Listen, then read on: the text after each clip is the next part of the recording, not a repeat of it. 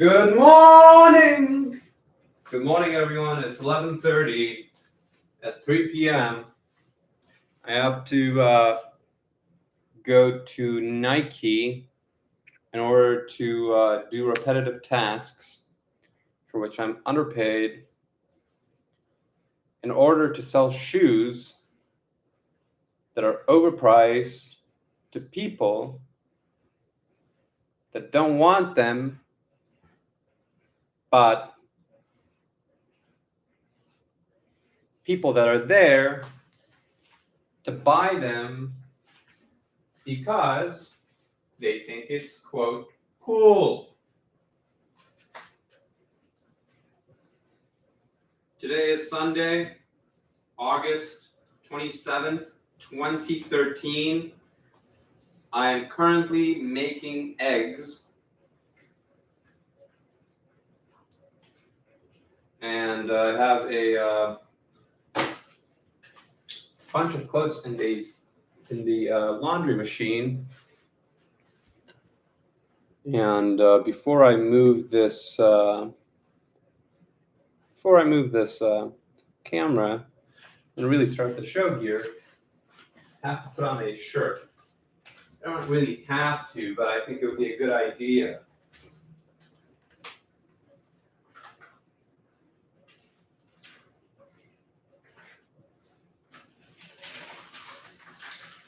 Oh my God, this paper gave me a cut. Holy fuck. It's not good.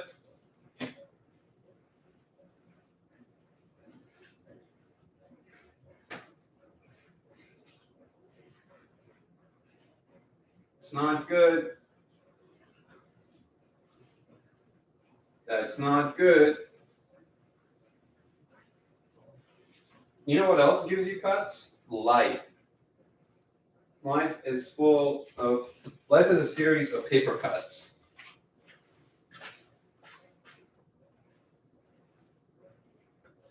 Just slashing away at your soul, you know?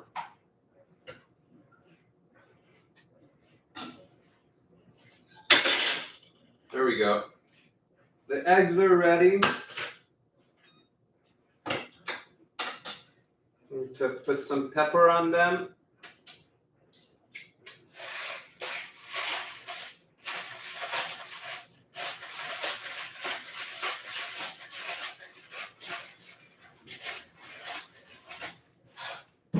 What's the plan for today?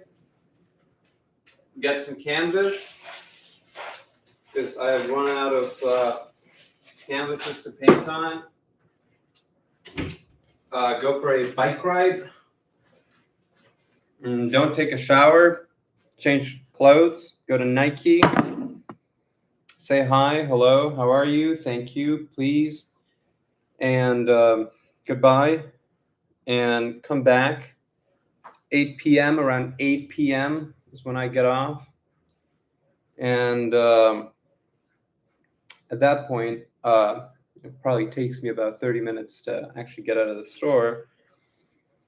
At that point, I will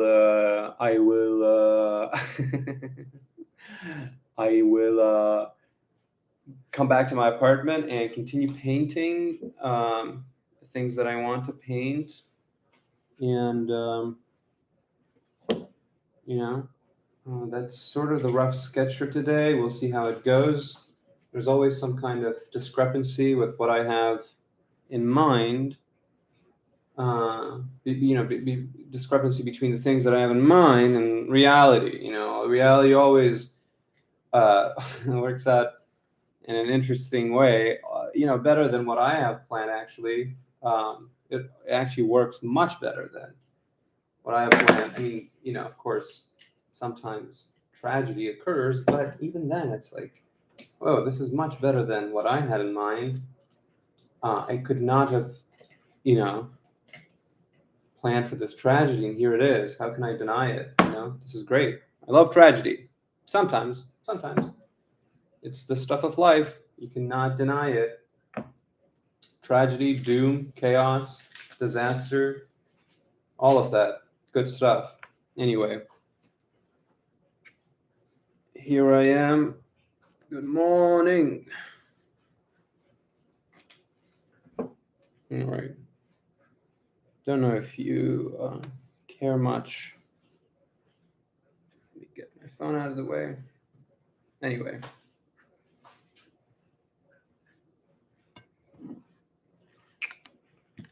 Wow. Look at these eggs. My regular habit, eat 3 eggs every morning or every afternoon. Every afternoon I make myself 3 eggs and I eat them and I speak in Cockney accent. This is not really Cockney accent proper. This is something, but the Germans would not like me to speak like this in Germany. I come from a little Bavarian village called Lickensy Dickens. It's actually a line from the movie Anger Management. All right, I'm going to take the first bite before this is reduced to something else. Whoa. Whoa. Don't worry, I'm not going to put a dash of cobalt blue on this. Don't worry. Mars Black, anyone on your eggs?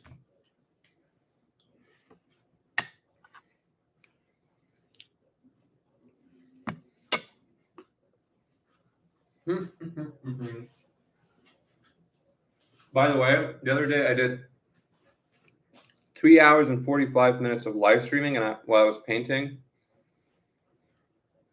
And I played a bunch of music, good music. And of course, YouTube took down the whole thing and gave me a warning. So I just feel bad that I'm not going to get that footage back. I don't care about posting it. I just really wanted to have the footage at least. But,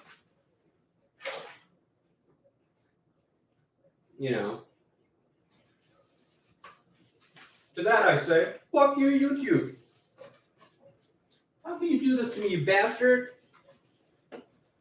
On the other hand, thank you for giving me a platform to post stupid but interesting stuff on here.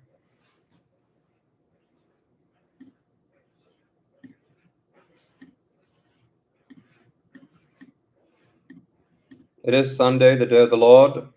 Let us be careful about our language.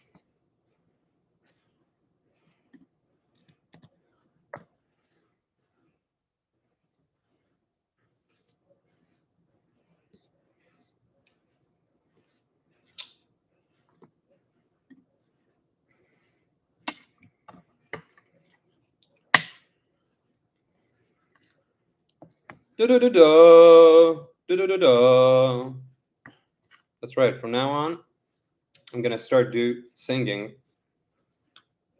the tunes myself. And YouTube cannot take that down. It's too good.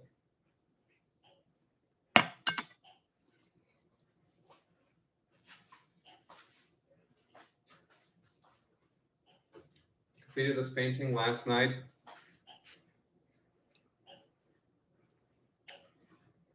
Called Emily. Take a good look at that.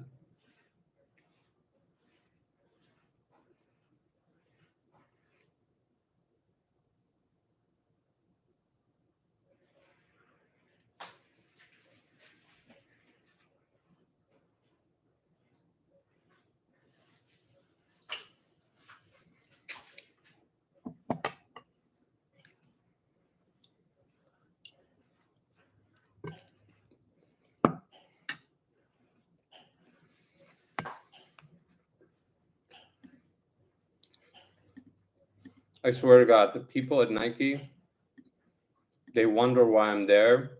I wonder why I'm there. And we just look at each other. We're like, you're not supposed to be here. I'm like, yeah, I know I'm not supposed to be here. Actually, you, my manager, you're also not supposed to be here. What are you doing here? selling a bunch of stuff that has a tick mark on it. Oh, excuse me, swoosh on it. Interesting way to spend your life.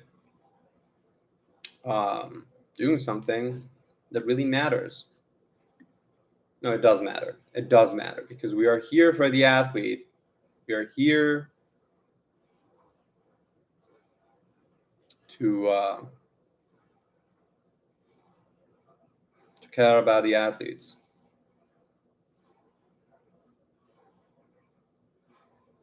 But we're also athletes.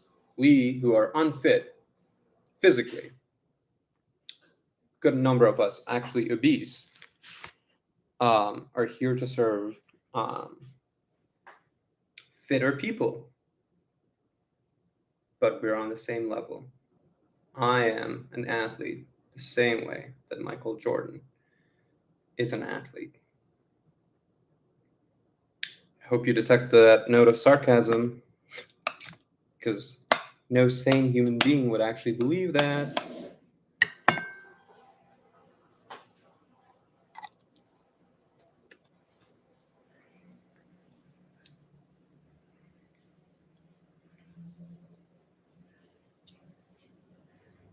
All right, 3 eggs down the hatch. Let's go.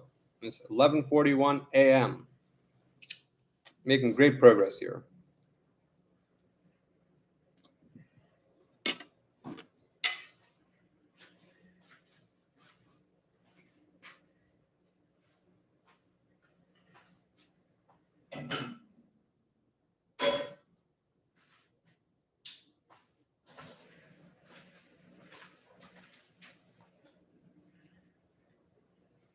I also have to get olive oil.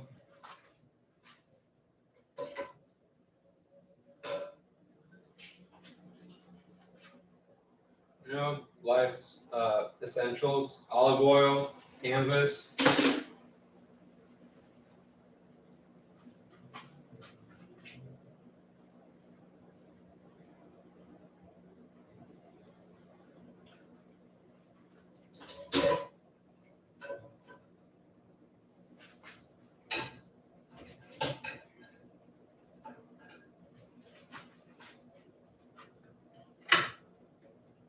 This morning when I was in the shower, I was thinking about this. I was like, before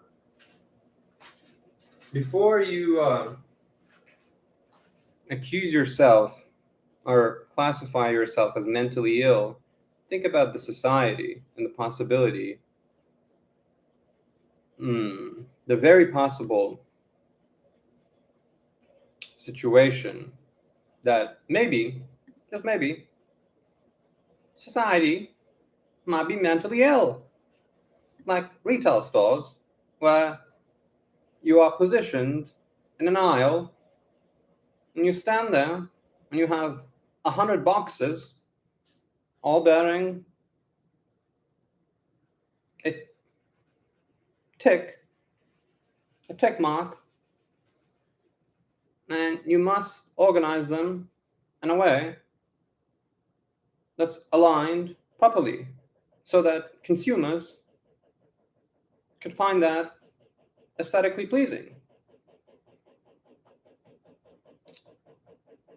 And you wonder if nature had any such thing in mind. You wonder what is the actual utility of a place like a retail store, where things are constantly being sold at marked up prices to people who cannot afford them, so they steal them. And you wonder how many other occasions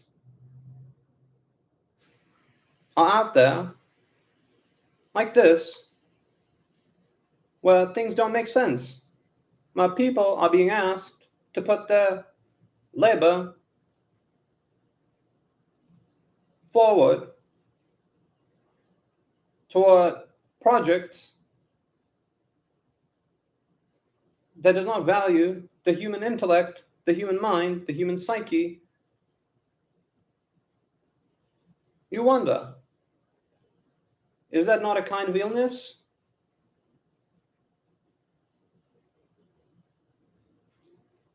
I welcome the opportunity for the robots to take over and do jobs that are done inside a retail store. Because working inside a retail store is a disgrace to the human intellect. It should not be allowed because it wastes the human potential. It should be illegal. AI, robots should do the repetitive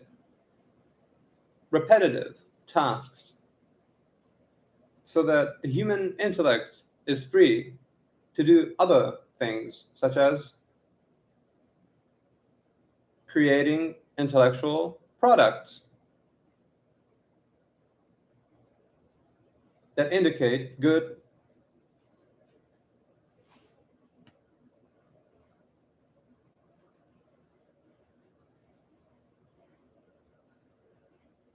indicate some good. Okay, I know I'm going a little crazy here. The point is, I'm in the belly of the beast.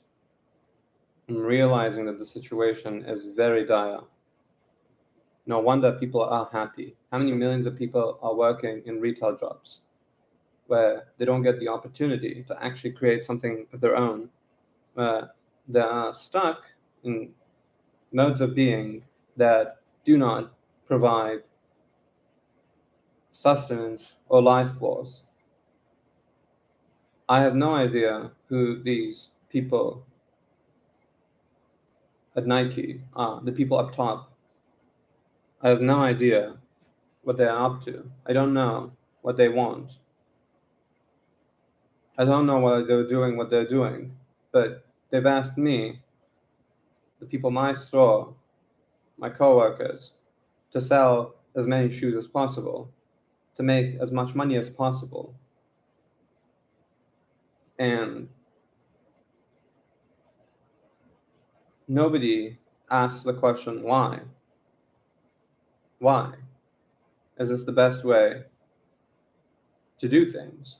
Is this the best way to use our time, intellect, and capabilities? Why have we found ourselves in such a dire situation? Nike is one example, but there are many such places where consumerism is the hallmark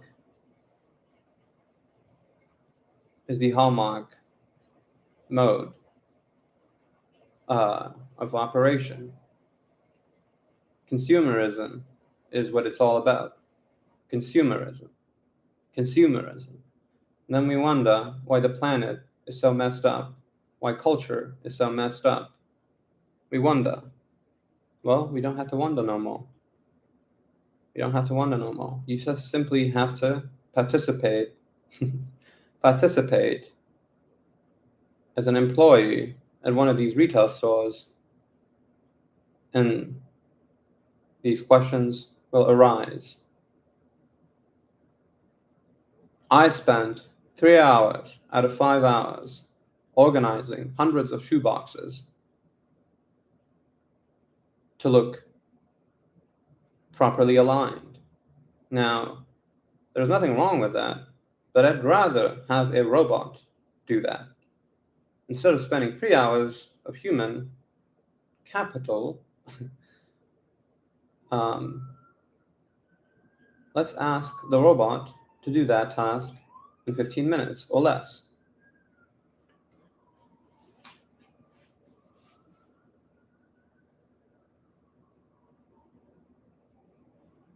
Again, I don't know who makes these shoes, why they make them, how they're making them. I've never met these people. I don't know these people. There are 72,000 employees at a place like Nike. Other giant employers like Nike have the exact same situation where you don't know what you're doing, why you're doing it, who you're doing it for. You just don't know. You don't know. The reality is that it's not supposed to make sense. And therefore, my proposition is that society has mental illness. 100 years from now, it will probably be classified as mental illness, this situation. I am just ahead of my time here. I declare this situation to be a form of mental illness. That we are asking people to do things that don't make any sense. And then when people don't decide to participate, we tell them that they are mentally ill, that they should start popping pills in order to function.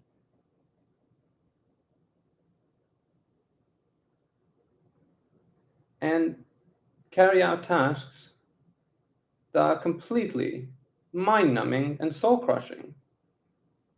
You wonder why. I would love to meet a person who actually wants to buy a pair of shoes from Nike that has a good idea for why they are buying that pair of shoes. Most people are not clearly performing in life with a set of ethical maxims. They are simply pursuing their impulses, and that makes a good consumer. Consumer, consumer, consumer, consumer, consumer, consumer, consumer, consumer, consumer. We repeat this mantra, and you begin to realize that it could all go away. It could all go away.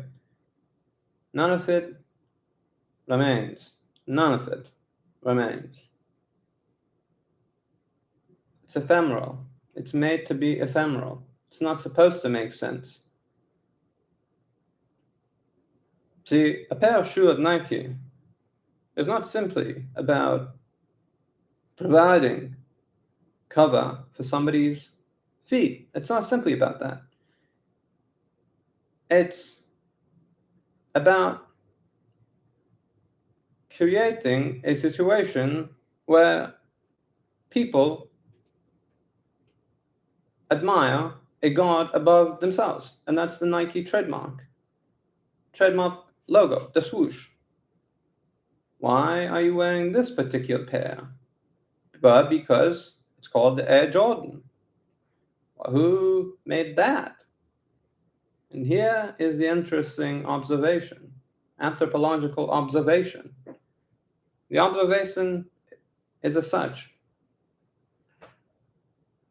Somebody called Jordan had a partnership with Nike. What's the partnership? A few $100 million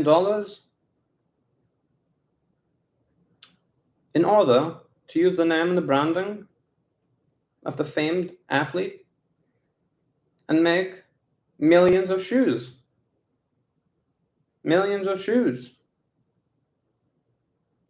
But why would you need millions of shoes with that particular branding?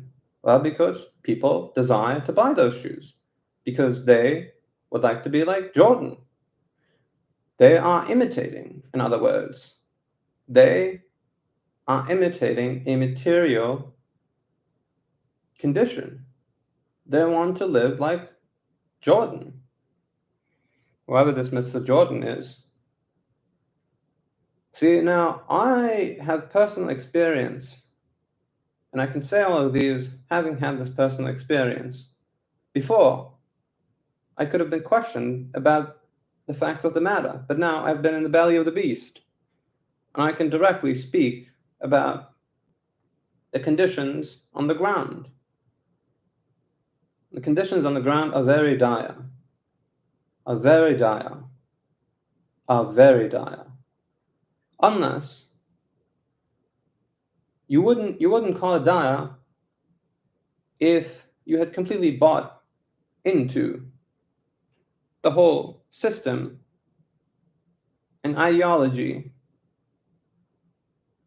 In other words, completely brainwashed yourself into thinking that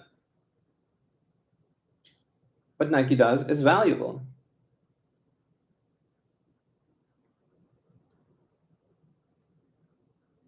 Otherwise, you'll realize that you'll get to the same conclusion as I have. And no, you're not mentally ill. There's nothing wrong with you. There's nothing wrong with you. Anyway, that performance is brought to you by Levi's. The best pair of blue jeans you can ever buy. That's right. The other thing is, you can't wear competitor brands at a place like Nike because you're basically a model, for them. When you're in the store, everything you wear has to be Nike and has to bear the logo. The logo. They're using your body in order to carry out advertisement. See, the funny situation is that whenever you buy a product from Nike, you are doing free advertising for them. You are simply walking around with, quote, swooshes.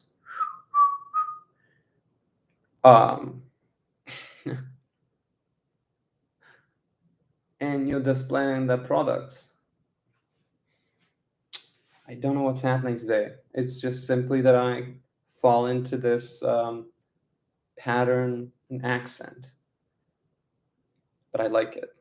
This could be my satirical voice when I'm talking about Nike. Nike, Nike, Nike, Nike, Nike, Nike, Nike, Nike, Nike, Nike, Nike, Nike, Nike, Nike, Nike, Nike, Nike. All right, I think it's time for me to head out and carry out some other tasks before I head to Nike.